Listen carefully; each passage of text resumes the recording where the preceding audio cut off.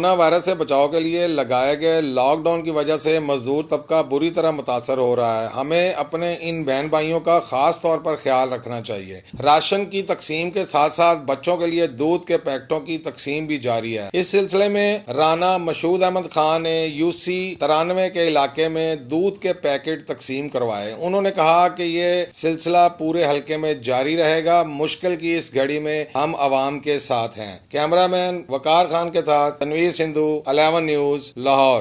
तुमसे अपना ये वादा है मेरे वतन, तुझसे तेरे अंधेरे मिटाएंगे हम। पाक खूने शहीदा की हमको कसम, पाक खूने शहीदा की हमको कसम। फूल हर सू अमन के खिलाएंगे हम झुके ना कभी जुल्म के साथ।